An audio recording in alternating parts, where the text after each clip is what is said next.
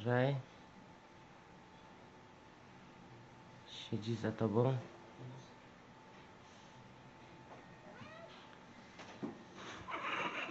Co nagrałaś? Miałaś to ujęcie swoje?